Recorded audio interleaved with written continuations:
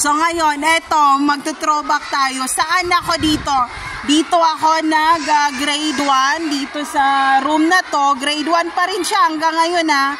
Tapos dito ako nag-grade 2 sa part na to. And grade 2 pa rin siya hanggang ngayon. So grade 3, doon ako nag-grade 3 na room. And then grade 4 doon sa taas. And then grade 5 dito ako sa taas. Ayan, dyan sa taas na yan. And grade 6 nandito na. Tapos ito PE room to and canteen tong sa side. PE school and also for the economics value yung pinakadulo, and hindi pa rin nila pininturahan yung economics. So ayun, may social and economics kami.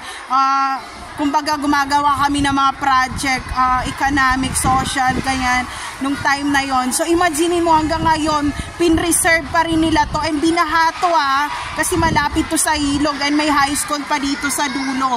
Ayan, so shout out and yung pinaka dito, yung Sir Pasawilan, parang siya yung ngayon representative ngayon ng mayor, magme-mayor dito sa Cotabato City, Mindanao. Magandang pamamalakad niya, yung asawa niya at saka yung si Sir na yon, magaling sila magturo and very perfectionist.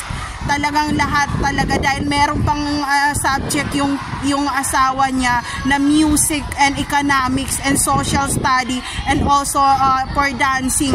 So ayun, kaya matalino ang mga batang nag-aaral dito, ang daming subject yon. So shout out sa inyo kung alam nyo tong school na to.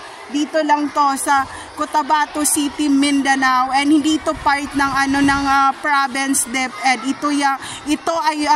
Ito ay foundation na part na rin ng parang sa Central Pilot School ng Cotabato City. So magkalaban ang Central Pilot School at itong school na to kung saan ako nag-aral ng 1 to 6 talaga. Naglalaban sila hanggang ngayon kahit sa mga sport, sa badminton, sa chess, sa basketball, sa swimming, lahat-lahat. So ayun, so puntahan na natin yung guidance.